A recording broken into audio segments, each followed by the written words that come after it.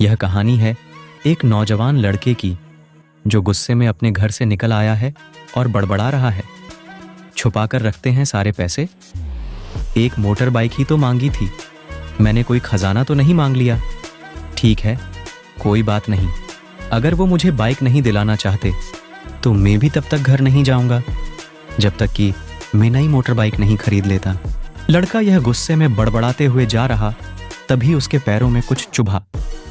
पैरों की तरफ देखा, तब उसे रियलाइज्ड हुआ कि वो हड़बड़ी में अपने बदले अपने पापा के जूते पहनकर आया। पैरों में क्या चुभ रहा है यह देखने उसने जूते चेक किए तो उसने पाया कि जूते में से एक छोटी सी किल उभर आई है जो बार बार उसे चुभकर घाव बनाने की कोशिश कर रही है। गुस्से में वो फिर बड़बड़ाया, मैं ठीक ही सोचता हूँ, मेरे पिता सच में बहुत कंजूस है। देखो कितने पुराने और क्या घटिया क्वालिटी जूते इस्तेमाल करते हैं। पता नहीं सारा पैसा छाती पर लेकर जाएंगे क्या। लड़का अपने गुस्से और बौखलाहट में आगे बढ़ता रहा। थोड़ी दूर जाकर एक बगीचे तक पहुंचा। वहां पर बेंच पर बैठ गया। अचानक वहां पर उसे याद आया कि वो अपने साथ अपने पापा का वॉलेट भी उठाकर लाया था। उसने सोचा आज पता चलेगा पापा पैसे कहाँ छुपा कर रखते हैं। उसने अपने पापा का वॉलेट अपनी जेब से निकाला जो बहुत पुराना और फटा हुआ था। यह वही वॉलेट था जो पापा घर में किसी को छूने भी नहीं देते थे।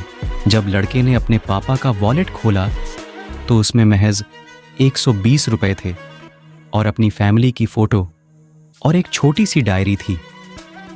डायरी को देखकर लड़के ने सोचा, अच्छा तो इसमें छुपा कर रखे हैं, सारे राज इसी में लिखा होगा। किससे कितने पैसे लेने हैं या किसको कितने पैसे दिए हैं, अब पता चलेगा कि पापा ने कहां कहां पैसे इन्वेस्ट कर रखे हैं। ऐसा सोच के लड़के ने जब उस छोटी सी डायरी का पहला पन्ना खोला तो उसमें लिखा था 40,000 बेटे की पढ़ाई के लिए उधार। लड़का यह देखकर शॉक हो गया। उसने फिर दूसरा पन्ना खोला जिसमें लिखा था 50,000 उधार नया लैपटॉप बेटे के लिए। यह वही लैपटॉप था जो पापा ने 2 साल पहले ही अपने बेटे को दिया था क्योंकि वह कॉलेज जाने लगा था। लड़के को अब पता चला कि वह जो भी चीज़ें पापा से डिमांड करता तो पापा कहाँ से पैसे लाते थे। डायरी के इन 2 पन्नों ने ही लड़के का गुस्सा पूरी तरह शांत कर दिया और उसके मन को पश्चाताप से भर दिया। लड़का एक एक करके डायरी के पन्ने पलटता रहा और उसकी आंखों में आंसुओं की धार बहने लगी जो हर पन्ना पलटने के बाद बढ़ती ही गई। उसे पता चलता गया कि पापा ने अपनी फैमिली की ज़रूरतों को पूरा करने के लिए किस किस से कितना उधार लिया है। पन्ना पलटते पलटते लड़का पिछले दिन की डेट तक पहुंचा। पिछले दिन की तारीख वाले पन्ने पर लिखा था 50,000 बेटे की बाइक के लिए। इस पन्ने को पढ़ते ही बेटे को लगने लगा कि वो इस दुनिया का सबसे खराब बेटा है।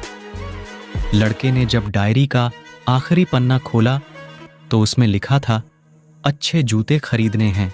हालांकि यह लाइन बेटे को समझ में नहीं आई, लेकिन वह अब जल्द से जल्द अपने बाप को मिलना चाहता था।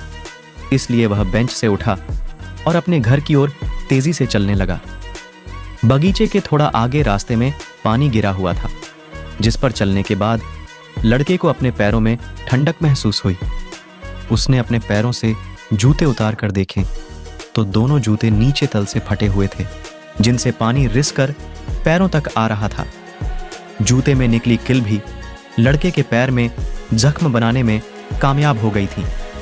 अब बेटे को माँ की वह बातें याद आई जब माँ पापा से कहा करती थी, अब तो नए जूते ले लो, कितने पुराने हो गए हैं। और पापा यह कहकर टाल दिया करते थे, अभी तो लिए हैं, कुछ साल और चल जाएंगे। बेटे ने दोनों जूते उतार कर फेंक दिए और फूट फूट कर रोने लगा। लड़का बड़ी तेजी से अपने घर की तरफ दौड़ा। न जाने उसमें इतनी ताकत कहाँ से आ गई कि रास्ता बहुत लंबा होने के बावजूद वह थोड़ा भी नहीं थका और सीधे अपने घर ही जाकर रुका। घर जाकर उसे पता चला कि पापा घर नहीं है, मगर उसे पता था कि पापा कहाँ मिलेंगे।